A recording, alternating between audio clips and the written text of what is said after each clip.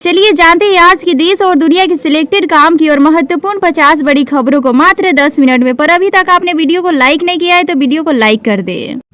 प्रधानमंत्री नरेंद्र मोदी ने रविवार को झारखंड के जमशेदपुर में एक जनसभा को संबोधित किया और सत्ताधारी झारखंड मुक्ति मोर्चा पर गंभीर आरोप लगाया। प्रधानमंत्री मोदी ने कहा, जेएमएम रोहिंग्यों और बांग्लादेशी घुसपैठियों का समर्थन कर रहा है जो आदिवासियों की जमीन पर कब्जा कर रहे हैं और राज्य की सुरक्षा को खतरा में डाल रहे हैं। प्रधानमंत्री ने कहा कि संथल परगना में आदिवासियों की जनसंख्या तेजी से घट रही है और उनकी जमीनों पर कब्जा घुसपैठियों का बढ़ता जा रहा है। उन्होंने कहा कि पंचायतों में भी घुसपैठिया हावी हो रहे हैं और बेटियों के खिलाफ अपराध बढ़ रहा है। यह स्थिति झारखंड की सबसे बड़ी समस्या बन चुकी है और स्थानीय लोग असुरक्षित महसूस कर रहे हैं।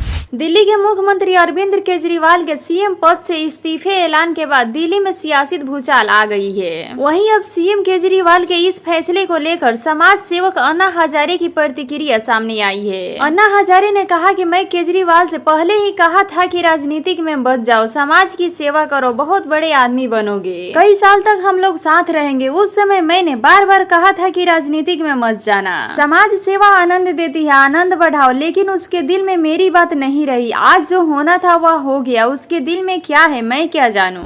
लोकसभा चुनाव 2024 में सामाजिक मुद्दे के प्रभाव को देखते हुए कांग्रेस अब विधानसभा चुनाव में राज्य के सामाजिक राजनीतिक मिजाज के अनुरूप चुनावी मुद्दे की प्राथमिकता तय करने का रणनीति दाव आजमाते हुए नजर आ रही है। हरियाणा और जम्मू कश्मीर के चुनाव में पार्टी के चुनावी मुद्दे का फोकस इसका साफ संकेत दे रहा है। आम चुनाव के समय से ही आबादी के हिसाब से भागीदारी के लिए जातीय जनगणना के मुद्दे को सबसे आगे रखती आ रही है। कांग्रेस का हरियाणा के चुनाव में मुख्य फोकस किसान, जवान, महिला सुरक्षा तथा युवाओं के रोजगार पर है और प्राथमिकता की फेहरिस्त में जातीय जनगणना का नंबर इसके बाद ही दिख रहा है।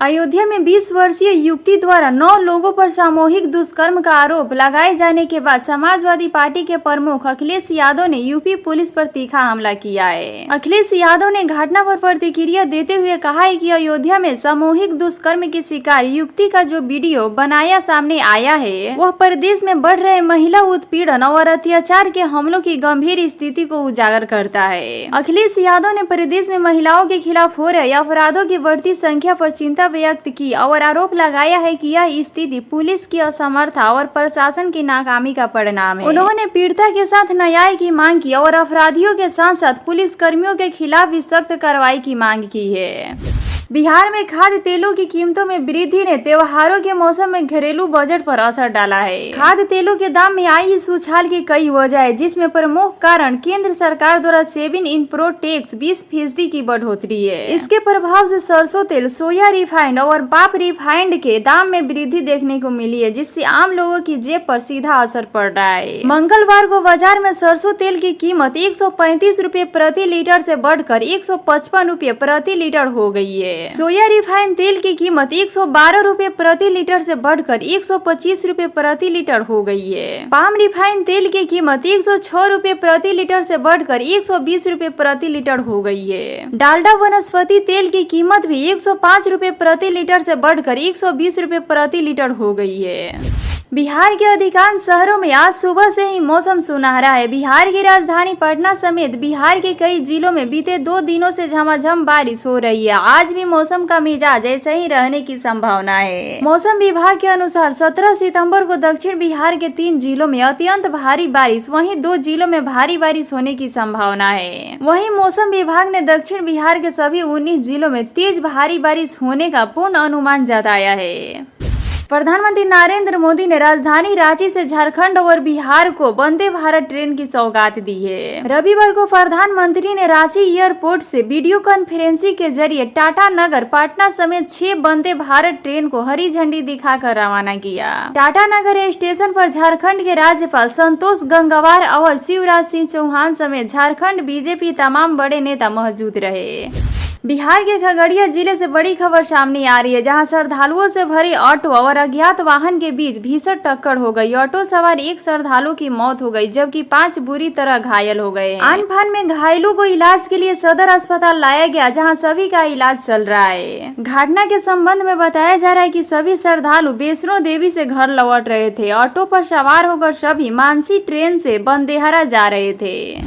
बिहार में बढ़ते अपराध को लेकर सरकार के खिलाफ मोर्चा खुल चुकी है। आरजेडी ने रविवार को सड़क पर उतरकर राज्य भवन मोर्चा किया और क्राइम के बढ़ते ग्राफ को लेकर बिहार की डबल इंजन सरकार पर हमला बोला। आरजेडी नेताओं ने राजभवन पहुंचकर राज्यपाल राजेंद्र विश्वनाथ आलेकर को ज्ञापन सौंप पर हस्तक्षेप की मांग की। आरजेडी के राजभवन मोर्चा पर बिहार के डिप्टी सीएम सम्राट चौधरी ने बड़ा हमला बोला है। सम्राट चौधरी ने आरजेडी पर बड़ा हमला बोलते हुए कहा है कि राजद का मतलब ही गुंडागर्दी और अपराधीकरण होता है। जो गुंडागर्दी करता हो वह राजभवन कैसे जा सकता है? इन लोगों को शर्म आनी चाहिए। सम्राट चौधरी ने लालू प्रसाद यादव को रावण राज का प्रतीक बताया। लालू प्रसाद यादव ने बिहार में रावण राज स्थापित करने का काम किया है, जबकि नीतीश कुमार सुशासन के प्रतीक है और उनके राज्य में कोई भी अपराधी बच नहीं सकता है। हर अपराधी को जेल में डाला जाता है। चरमपंथी से निपटने के लिए एक जरूरी कदम उठाते हुए 95% मुस्लिम जनसंख्या वाले देश ताजिकिस्तान ने महिलाओं के हिजाब पहनने पर पूरी तरह से बैन लगा दिया है। इससे पहले 2007 से स्कूलों में और 2009 से सार्वजनिक स्थानों में हिजाब पर बैन लगा दिया गया था। अब महिलाओं को देश में कभी भी किसी भी तरह के कपड़े से अपना सिर ढकने से इनकार कर दिया गया है। राष्ट्रपति इमोमाली रहमान ने जो बीते 3 दशकों से सत्ता में है, उन्होंने कहा है कि धार्मिक पहचान देश के विकास में बाधा बन रही है। हालांकि इस बात की चिंता है कि इस कदम से सरकार के खिलाफ देश के चरमपंथी तत्वों के बीच एकता पैदा हो सकती है। हरदोई में मुख्यमंत्री योगी आदित्यनाथ का पुतला फूंकना समाजवादी पार्टी के पदाधिकारी और कार्यकर्ता को महंगा पड़ गया है। मुख्यमंत्री योगी आदित्यनाथ का पुतला फूंकने के मामले में पुलिस ने समाजवादी पार्टी के पदाधिकारी और कार्यकर्ता को गिरफ्तार कर लिया है। देर शाम पुलिस ने समाजवादी पार्टी के पदाधिकारी और एक कार्यकर्ता को गिरफ्तार किया।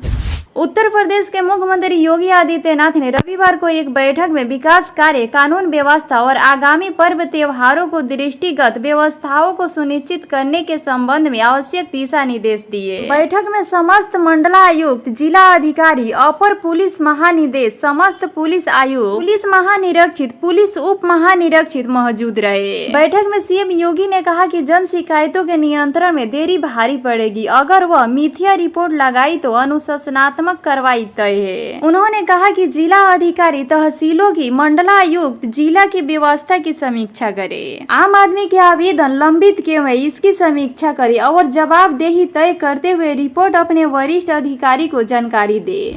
भाजपा नेता एवं केंद्रीय मंत्री रवनीत सिंह बिट्टू ने कांग्रेस नेता राहुल गांधी को देश के सबसे बड़ा आतंकवादी बताया। उन्होंने कहा कि अगर एजेंसी को किसी पर सबसे पहले कार्रवाई करनी चाहिए तो वह राहुल गांधी है। आतंकवादी के लिस्ट में उनका नाम सबसे पहले होना चाहिए। राहुल के समर्थन में आज देश को बांटने वाले, बम गोला बारूद वाले, ट्रेन को ब्लास्ट करने वाले खड़े हो रहे हैं। इनके पक्ष में बोल रहे हैं। यह इस बात का परिणाम है कि राहुल गांधी कैसे हैं।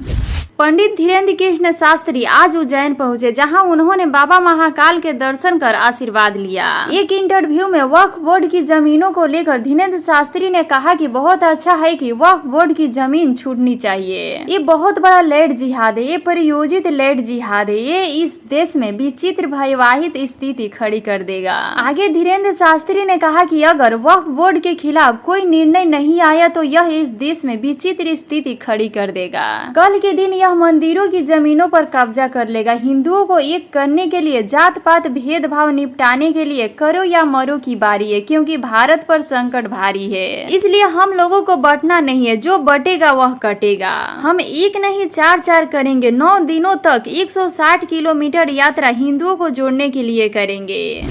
बिहार के नेता प्रतिपक्ष तेजस्वी यादव कार्यकर्ता संवाद यात्रा पर है। अपनी यात्रा के दौरान तेजस्वी यादव ने मुख्यमंत्री नीतीश कुमार पर गंभीर आरोप लगाया है। उन्होंने कहा है कि सीएम नीतीश कुमार उनकी जासूसी करवा रहे हैं। सीएम नीतीश कुमार राजद की बैठक या पार्टी के अंदरूनी कार्यक्रम में अपने अधिकारियों को भेजकर उनसे जासूसी करवाते हैं। तेजस्वी यादव ने इस बात का खुलासा करते हुए भी कहा है कि उन्होंने बैठक में 2 लोगों को पकड़ा भी है, जिन्होंने अपना कार्ड भी दिखाया। तेजस्वी ने कहा कि सीएम नीतीश कुमार डरे हुए हैं, इसलिए वे ऐसा काम करवा रहे हैं।